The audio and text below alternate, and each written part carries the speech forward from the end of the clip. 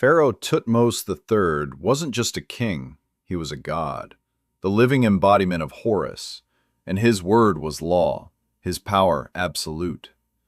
For 4 centuries, the Israelites had endured a brutal, soul-crushing enslavement under Egyptian rule, their lives an unending cycle of brick-making, back-breaking labor, and the constant threat of the whip. This wasn't just hardship, it was a systematic dehumanization, designed to break their spirit, strip away their identity, and ensure their subservience. The sheer scale of this oppression is almost unimaginable. Generations born into bondage, their hope dwindling with each passing sunrise. They cried out, not just in pain, but in desperation, their pleas echoing through the desolate brickyards of Goshen, a silent witness to centuries of suffering. Their God, they believed, had forgotten them. But even in the darkest corners of despair, divine intervention was brewing. A man named Moses, raised in Pharaoh's own palace, knew the truth of his heritage. He'd seen the cruelty firsthand, felt the injustice burn in his gut, and in a moment of righteous fury, he'd killed an Egyptian overseer. This act, impulsive and incredibly dangerous, marked him as an outsider, a fugitive. He fled to the wilderness of Midian, a desolate, unforgiving landscape where he spent 40 years as a shepherd, his past a distant, painful memory. He was no hero, no leader. He was a man running from his past, burdened by guilt, seeking anonymity in the vast emptiness of the desert. But God, it seems, has a peculiar way of finding the most unlikely candidates for the most extraordinary tasks. One ordinary day, tending his father-in-law Jethro's flock on the sacred ground of Mount Horeb, something extraordinary happened, something that would forever alter the course of history. A bush, ablaze with fire, yet not consumed, spoke to him. "Moses, Moses," a voice boomed, sending shivers down his spine, piercing through the silence of the wilderness. This wasn't a trick of the light or a desert hallucination. This was the unmistakable voice of the Almighty, commissioning him to return to Egypt, to confront the most powerful man on earth, and demand the release of his people. Moses, understandably, balked. He was a stutterer, a man of no social standing in Egypt, a murderer in exile.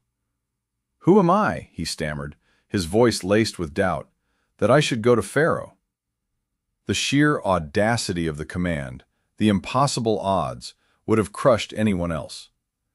But God had a plan, a grand design, and he promised to be with Moses, a promise that would soon be tested in ways no human could ever foresee.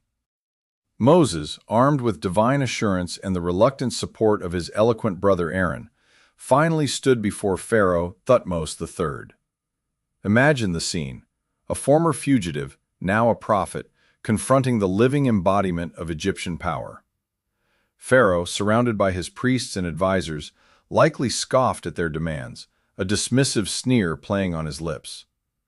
"Who is the Lord, that I should obey his voice and let Israel go?" he sneered, his words dripping with contempt and arrogance. He saw them as nothing more than insolent slaves, a vital cog in his empire's economy. To release them would be an economic catastrophe, an insult to his divine authority, a direct challenge to his very godhood. He probably thought it was a joke, a desperate plea from deluded fanatics. He had no idea the cosmic forces he was about to unleash, the catastrophic events that would soon befall his mighty empire. The first plagues were a shock, certainly, but perhaps dismissible as natural phenomena or the work of rival magicians. The Nile turning to blood, frogs swarming the land, gnats and flies plaguing every corner, these were horrific, yes, but Pharaoh's own sorcerers could mimic some of them, albeit imperfectly, with their dark arts. He hardened his heart, stubbornly refusing to yield, convinced he held the upper hand, that his will was stronger, his gods more potent. He saw it as a battle of wills, a contest of power, and he, Pharaoh, would not be defeated by 2 old men and their invisible god. He was playing a dangerous game, one he was destined to lose, because he completely underestimated the divine power arrayed against him. His arrogance, his unyielding pride, was about to bring his entire empire to its knees, one devastating blow at a time. Each subsequent plague ratcheted up the intensity, moving beyond mere annoyance to outright devastation. Livestock disease decimated Egyptian herds, but spared Israel's. Boils erupted on people and animals alike, a painful, humiliating affliction that even the magicians couldn't escape. Then came the hail, a terrifying storm of fire and ice that destroyed crops and killed anyone caught outside. Yet it miraculously stopped at the border of Goshen, where the Israelites lived. Pharaoh, for a moment, seemed to waver, his resolve cracking under the weight of such unprecedented destruction. He'd call for Moses and Aaron, promise to let the people go, only to harden his heart again the moment the plague lifted, his pride always winning out over his fear. You could almost feel the tension building, the divine patience wearing thin. The locusts arrived next, an apocalyptic swarm that devoured everything the hail had left behind, leaving the land utterly barren.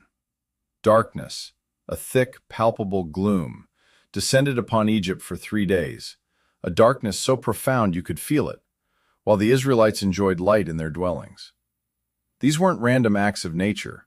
They were targeted, escalating judgments, each one a direct challenge to an Egyptian deity, a dismantling of their entire pantheon.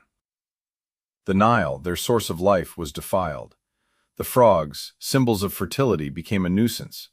The sun god Ra, the supreme deity, was eclipsed by an impenetrable darkness. Pharaoh was being stripped of his power, his authority, his very godhood, one plague at a time. Yet he refused to truly bend. He'd offer partial concessions. Go, but leave your children. Or go, but leave your flocks. Anything to maintain a shred of control. But Moses, guided by God, stood firm.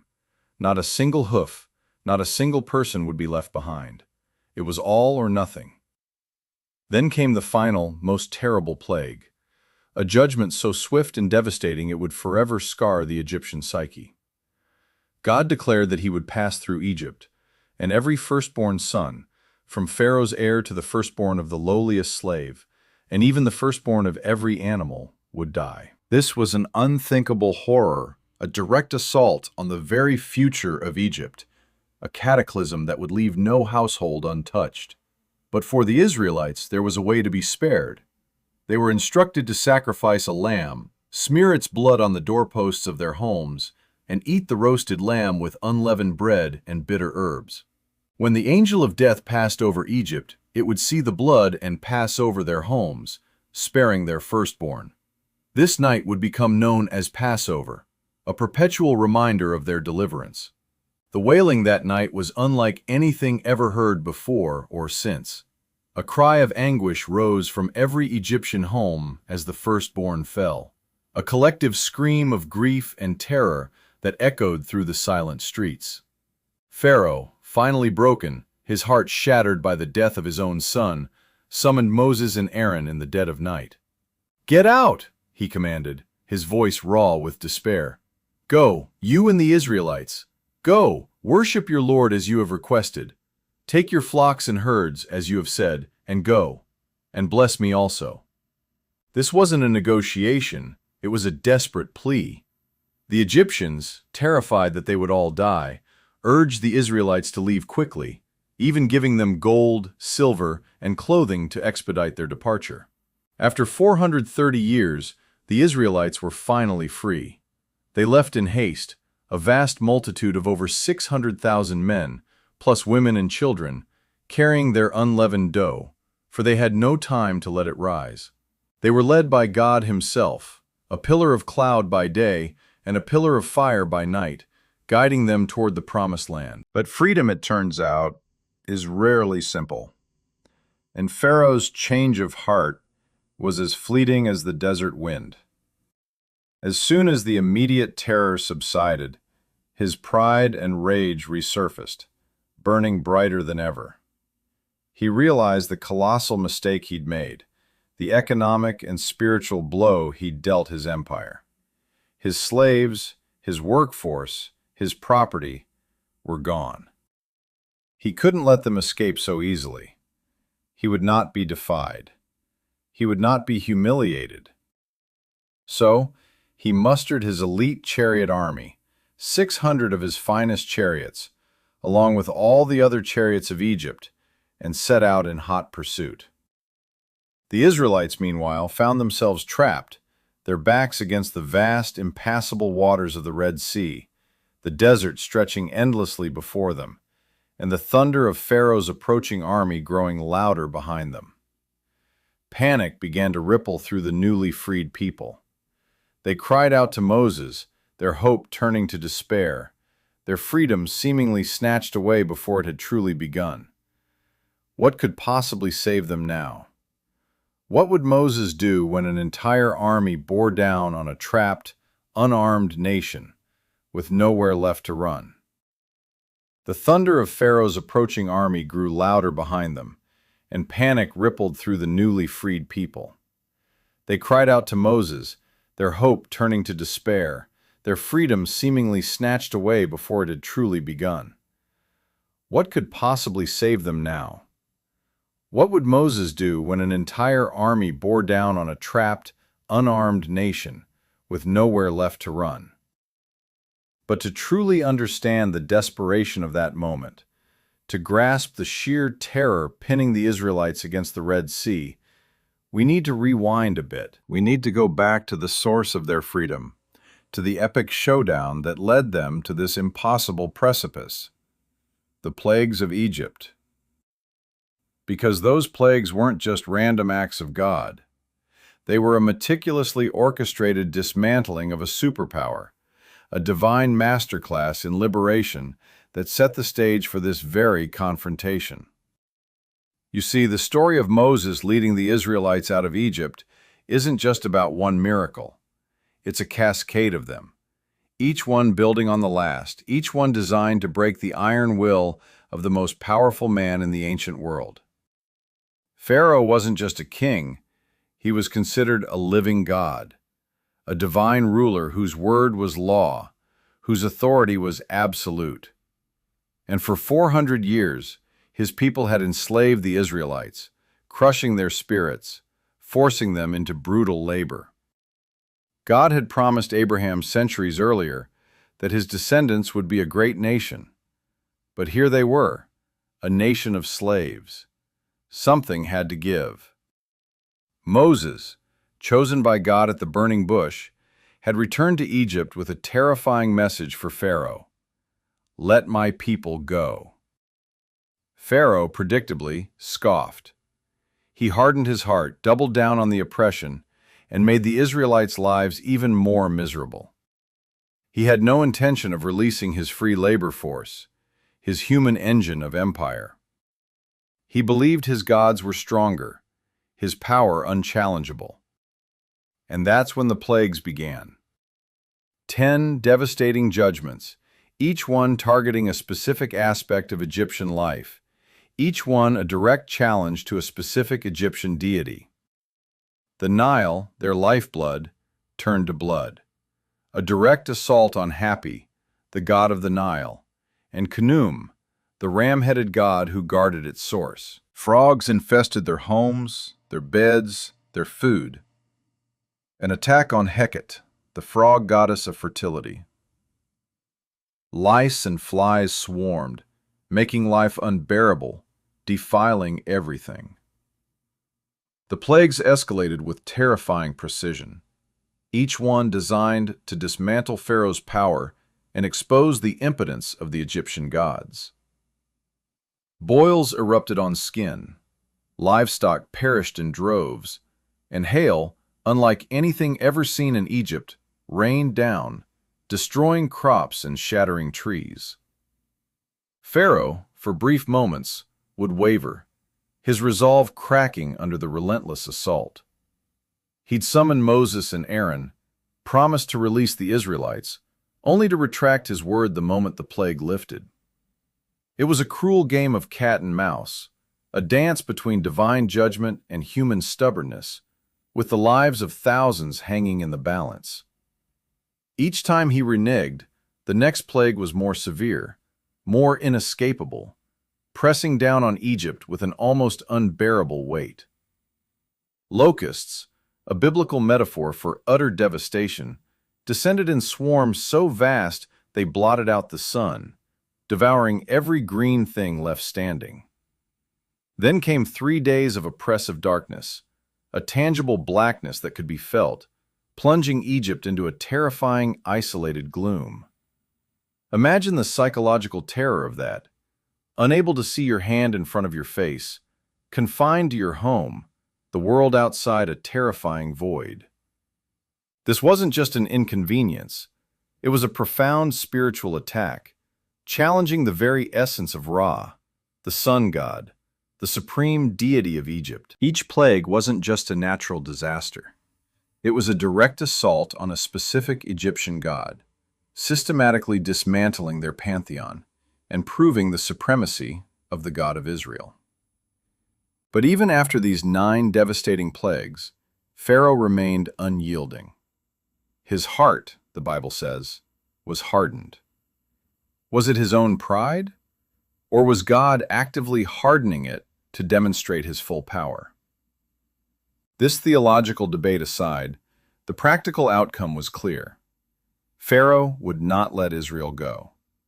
He was willing to sacrifice his people, his economy, even his gods, to maintain his grip on power.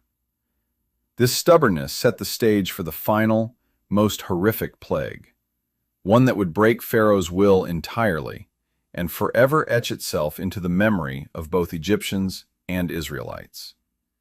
It was a judgment so severe, so personal, that it left no room for doubt or denial. God commanded Moses to prepare the Israelites for a final, terrible night. Each family was to sacrifice a lamb, smear its blood on their doorposts, and eat the roasted meat with unleavened bread and bitter herbs, ready to depart at a moment's notice. This ritual, known as Passover, was a solemn and urgent preparation, a stark warning of what was to come. They were to eat in haste, dressed for travel, their lives literally hanging in the balance, protected only by the crimson mark on their homes. It was a terrifying act of faith, a leap into the unknown, trusting in a God who had, until now, only inflicted suffering on their oppressors. At midnight, the angel of death swept through Egypt. In every single Egyptian household, from the humblest dwelling to Pharaoh's grand palace, the firstborn son died. The air filled with a wail, a collective cry of anguish so profound it must have echoed for miles, a sound that would forever haunt the memory of those who heard it. Pharaoh himself lost his own son, the heir to his throne, the future of his dynasty. This wasn't just a plague, it was a personal, devastating blow that shattered his arrogance. The god-king was powerless, his family decimated, his empire in ruins. The sheer scale of this tragedy, the unimaginable grief, finally broke him. It was over. Pharaoh, utterly broken, summoned Moses and Aaron in the dead of night. "Get out," he screamed, "you and all the Israelites. Go, worship your God as you have requested. Take your flocks and herds and go, and bless me also." He practically begged them to leave. The Egyptians, terrified, were also urging the Israelites to go, even giving them silver and gold and clothing, anything to get them out of Egypt, fearing they would all die if the Israelites remained. So, after 430 years of bondage, the Israelites left Egypt, a vast multitude, 600,000 men on foot, besides women and children, along with a great number of other people and livestock. They didn't leave empty-handed. They left laden with the wealth of Egypt, a fulfillment of God's promise to Abraham. They were finally free, finally on their way to the Promised Land. But freedom, as they quickly discovered, didn't mean safety. It didn't mean an easy path. It meant trading one set of dangers for another, often more immediate, more terrifying. The desert stretched before them, a harsh and unforgiving landscape. And behind them, the shattered ego of the most powerful man on earth was already beginning to mend, his grief turning to rage, his surrender to a burning desire for revenge. Pharaoh, having just lost his firstborn son, having seen his empire devastated, was not a man to accept defeat easily. He wasn't going to let his workforce simply walk away. And that's precisely why the Israelites found themselves trapped, their backs against the vast, impassable waters of the Red Sea, the desert stretching endlessly before them, and the thunder of Pharaoh's approaching army growing louder behind them. His chariots, his elite fighting force, were closing in. They had nowhere left to run. What could Moses possibly do now, with an entire army bearing down on a trapped, unarmed nation? What hope did they have against such overwhelming force? What hope did they have against such overwhelming force? They didn't have to hope for long, because in the immediate aftermath of the 10th plague, with the firstborn of Egypt lying dead and the wails of grief echoing through the land, Pharaoh, utterly broken and desperate, summoned Moses and Aaron. It was the dead of night, a time usually reserved for quiet contemplation or troubled sleep. But there was no rest for Pharaoh. "Get out!" he screamed, his voice raw with grief and fear, utterly stripped of his former arrogance. "Go, you and the Israelites. Go, worship your Lord as you have requested." Can you imagine the scene? The once defiant ruler, now reduced to begging, even pleaded with them to bless him. It was a complete reversal, a staggering testament to the power of God's judgment. The Egyptians, equally terrified and weary of the relentless plagues, didn't need much convincing. They urged the Israelites to leave quickly, practically pushing them out the door. And as they did, they showered them with gold, silver, and clothing, effectively paying them to depart. After 430 years, a timeline so long it's hard to truly grasp, the Israelites, a nation born in the crucible of slavery, were finally free. This wasn't just an escape, it was an exodus. They didn't just walk out, they marched out, approximately 600,000 men, plus countless women and children, a vast multitude, a human river flowing out of Egypt. They carried their meager possessions, yes, but also the precious bones of Joseph, a promise kept after centuries. It was a moment of triumph, a seismic shift in history. Their journey, however, was far from over. God didn't lead them on the shortest route, the well-trodden path along the Mediterranean coast, which would have taken them straight into conflict with the Philistines. That path was militarily strategic, but spiritually dangerous. Instead, he guided them through the wilderness, towards the Red Sea, a seemingly illogical and dangerous path. But God had a purpose, as he always does. He wanted to prevent them from becoming discouraged by immediate war, to shield their newly forged freedom from the brutal realities of combat, and more importantly, to demonstrate his power in an even more spectacular way. A pillar of cloud by day and a pillar of fire by night led them, a constant, visible manifestation of divine presence, guiding their every step, offering comfort and direction in the harsh, unforgiving desert. This wasn't just a journey, it was a pilgrimage, a test of faith, and a grand display of God's unwavering commitment to his people. As the Israelites camped by the Red Sea, their initial joy of freedom was abruptly shattered.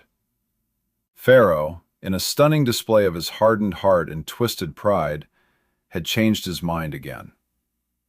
The economic loss of such a vast workforce, the humiliation of being defeated by Moses and his God, proved too much for his battered ego to bear. He mobilized his entire army, 600 of his finest chariots, along with all the other chariots of Egypt and his elite horsemen, and set off in furious pursuit. This wasn't just about getting his slaves back. He wasn't just chasing runaways. He was seeking vengeance, determined to re-enslave them or, failing that, to annihilate them entirely. The sound of their approaching chariots, the dust clouds on the horizon growing larger and larger, must have struck raw terror into the hearts of the newly freed slaves. You can almost hear the rumble, feel the ground shake. Trapped between the vast expanse of the Red Sea and the thundering might of Pharaoh's army, the Israelites panicked. Their cries of despair filled the air, turning on Moses with bitter accusations. "Was it because there were no graves in Egypt that you brought us to the desert to die?" they wailed, their voices laced with fear and betrayal. "It would have been better for us to serve the Egyptians than to die in the desert." Their faith, so recently rekindled by their liberation, crumbled under the immediate weight of danger. They saw only an impossible situation, a dead end, a terrifying return to the very slavery they had just escaped. Moses, however, stood firm, his voice remarkably calm amidst the growing chaos. "Do not be afraid," he declared, his words a beacon of hope in the encroaching darkness. "The Lord will fight for you. You need only to be still." But how could they be still when an army was bearing down on them, their chariots closing in for the kill? How could they be still when an impassable sea lay before them, a watery grave? This wasn't just a crisis. It was the ultimate test of faith, a moment where human logic completely failed, where every rational thought pointed to certain doom. God, through Moses, commanded the seemingly impossible. "Tell the Israelites to move on. Raise your staff and stretch out your hand over the sea to divide the water so that the Israelites can go through on dry ground." Imagine the looks on their faces, the skepticism, the sheer disbelief that must have rippled through the desperate crowd. It was a command that defied all natural laws. A miracle of such magnitude, it seemed utterly inconceivable. Yet, in that desperate moment, with no other option, they had to trust. They had to move forward into the impossible. What would happen when Moses raised his staff? Would the sea truly obey? Would the sea truly obey? With a deep breath, Moses stretched out his hand over the churning waters of the Red Sea. In that very instant, a remarkable transformation occurred. The pillar of cloud, which had faithfully led the Israelites through the wilderness, didn't just hover. It moved with purpose. It shifted, positioning itself directly between the desperate Israelite camp and the relentless Egyptian army. This wasn't merely a visual obstruction. It became a dynamic, almost living barrier. For the pursuing Egyptians, that cloud transformed into an impenetrable wall of inky blackness, a suffocating darkness that swallowed their vision and plunged them into utter confusion.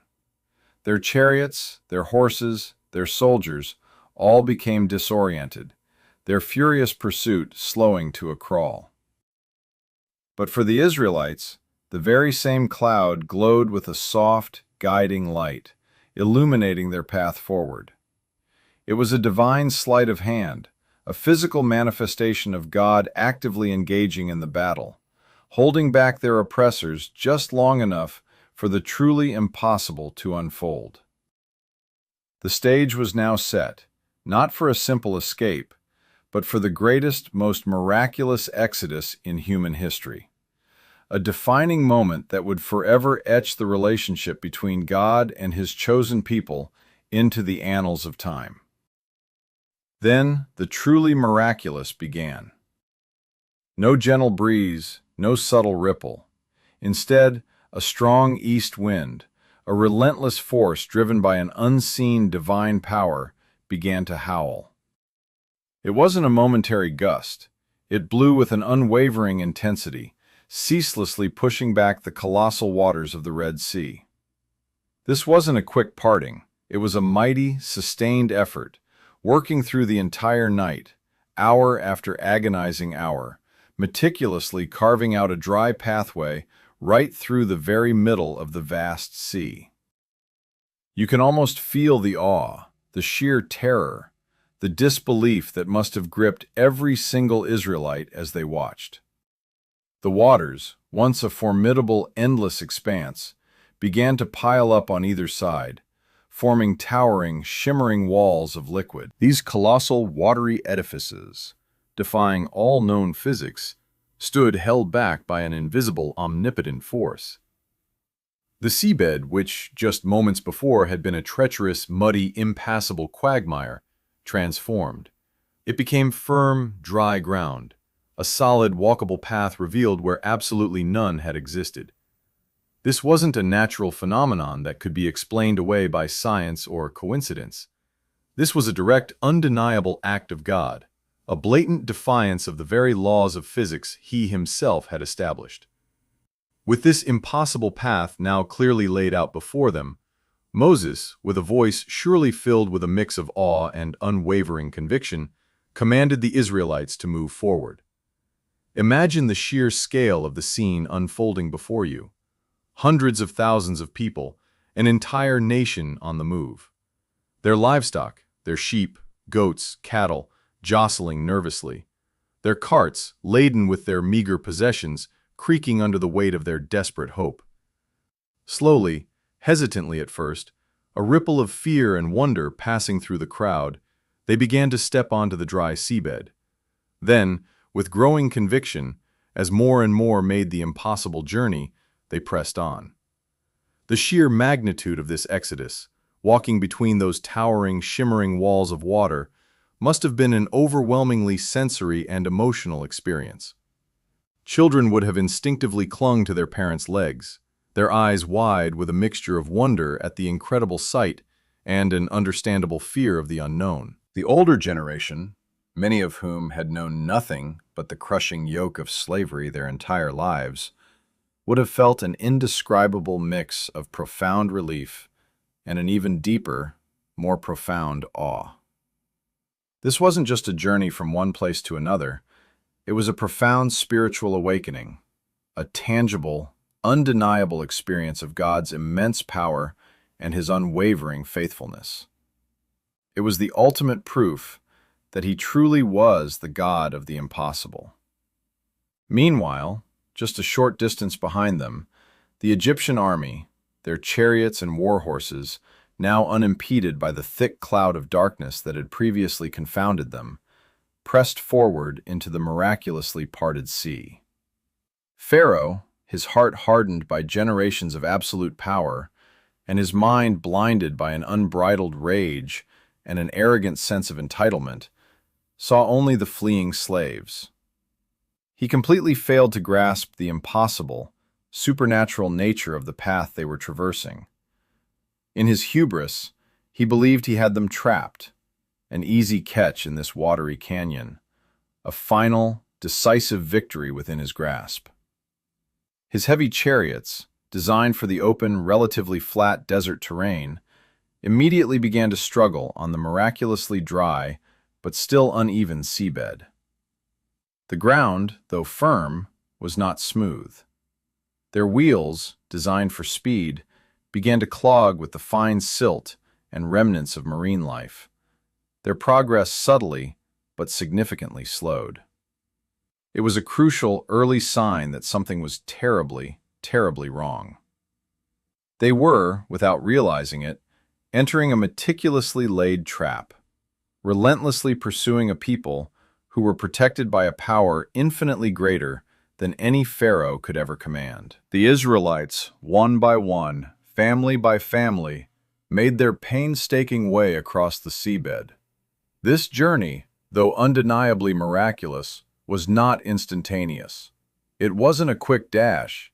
It took hours, long, arduous hours, for the vast multitude, men, women, children, and all their possessions, to traverse the newly formed land bridge. As the very last Israelite, perhaps a weary grandmother or a small, wide-eyed child, finally stepped onto the eastern shore, safe and truly free, the Egyptian army was still deep within the sea. Their chariots were struggling, their wheels grinding, their soldiers growing increasingly confused, and perhaps, for the first time, a flicker of fear beginning to take hold. They were caught, hopelessly trapped, in the very path that had just delivered their prey. The towering walls of water, which had stood firm and unmoving for so long, now began to tremble. A terrifying, deep rumble echoed through the watery canyon, growing in intensity. The moment of divine judgment was at hand, a final, decisive blow against the oppressors who had enslaved God's people for centuries. What would happen when those walls finally collapsed? The terrifying, deep rumble echoed through the watery canyon, growing in intensity. The moment of divine judgment was at hand, a final, decisive blow against the oppressors who had enslaved God's people for centuries. What would happen when those walls finally collapsed? As the last Israelite, perhaps a weary grandmother, a child clinging to her hand, stumbled onto the safety of the eastern shore, a collective gasp of relief swept through the multitude. Moses, without a moment's hesitation, his face etched with a mix of exhaustion and profound awe, raised his hand once more. This wasn't a tentative gesture, it was a command, a final, powerful declaration from the servant of the Most High. The towering walls of water, which had held back with impossible strength, defying every law of nature for what felt like an eternity, now surged forward. It wasn't a gentle ebb, it was a cataclysmic rush, a liquid avalanche. The dry seabed, which had provided a miraculous path to freedom, was instantly engulfed, swallowed whole by the returning tide. Pharaoh's entire army, his chariots, gleaming with bronze and gold, his horsemen, once so arrogant and swift, his elite soldiers, hardened by countless battles, were caught in the colossal deluge.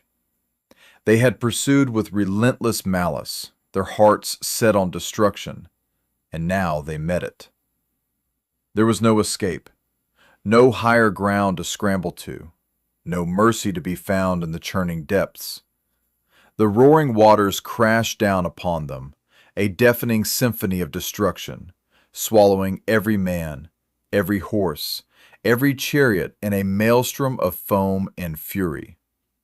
The very sea that had delivered Israel, that had stretched its watery arms to embrace them, now became the tomb of their oppressors, a terrifying, undeniable display of divine justice. From the safety of the shore, the Israelites watched, first in stunned, disbelieving silence, their eyes wide, their breath caught in their throats. Then, as the reality sank in, a wave of profound relief washed over them, a collective exhale that had been held for generations. They saw the last remnants of Pharaoh's might swept away, dissolving into the swirling chaos. The bodies of the Egyptian soldiers and horses, tangled with broken chariot wheels and shattered spears, eventually washed up on the shore, a grim and undeniable testament to the complete destruction of the army that had pursued them with such venom. This wasn't just a victory, it was an unequivocal deliverance. It was a moment of profound transformation, etched forever into the very soul of a people. The men and women who had been slaves for centuries, who had just moments before despaired of their lives, convinced they were marching to their doom, now stood free. They were witnessing the total, absolute annihilation of their tormentors. The suffocating fear of Pharaoh, a dread that had permeated every aspect of their lives, was replaced. In its place bloomed an overwhelming awe and reverence for the God who had delivered them, a God who had acted with such power and precision. They weren't just free, they were reborn. In response to this incredible, universe-shattering miracle, Moses and the Israelites didn't just cheer. They burst into song, a spontaneous eruption of praise and thanksgiving that echoed across the newly liberated landscape. The Song of the Sea, recorded for all time in Exodus 15, is one of the oldest hymns in the Bible, a powerful, visceral testament to their experience. "The Lord is my strength and my song. He has become my salvation," they sang, their voices ringing with newfound freedom, with a faith that had been forged in fire and water. Miriam, Moses' sister, her spirit ablaze with joy, led the women in dance, tambourines shaking a joyful rhythm, celebrating their liberation with unbridled, infectious joy. This wasn't just a religious ceremony. It was a communal outpouring of gratitude, a moment where their collective identity as a free people, chosen by God, was cemented forever. Their cries of praise weren't just words. They were the sound of chains breaking, of hope rising, of a future being born. The parting of the Red Sea wasn't just a historical event, a dramatic escape from slavery. It was a foundational moment for the nascent nation of Israel. It solidified their understanding of God, not as a distant, abstract concept, but as a powerful, delivering deity, one who intervenes directly and decisively in human history. It became the ultimate, undeniable proof of his covenant with Abraham, a promise that had been made generations ago and was now spectacularly fulfilled after centuries of waiting and suffering. For centuries to come, the Red Sea crossing would be invoked in their prayers, sung in their psalms, and passionately recounted in their stories, from generation to generation. It was a constant, living reminder of God's faithfulness and his astonishing ability to make a way where there is no way, to carve a path through the seemingly impassable. It was the birth certificate of a nation, signed and sealed in the very waters of the sea. This story, thousands of years later, continues to resonate with an almost unbelievable power. It's not just an ancient tale. It's a timeless narrative of oppression and liberation, of despair giving way to miraculous, undeniable hope. It speaks to the deepest human longing for freedom, the incredible power of faith in the face of impossible odds, and the ultimate, inevitable triumph of divine justice. It challenges us, you and me, today, to consider what impossible truly means when divine power is at play. The Red Sea didn't just part for the Israelites that day. It parts, symbolically, for anyone who believes in a God who can transform dire circumstances into astounding, life-altering miracles. It's a powerful, enduring reminder that even when we feel utterly trapped, caught between an insurmountable obstacle and an unstoppable force, there is always a path, a deliverance, a way forward, if we only trust in the one who commands the wind and the waves. The Red Sea didn't just part for them. It stands as an eternal question for us. What impossible sea are you facing? And do you believe in the one who can part it?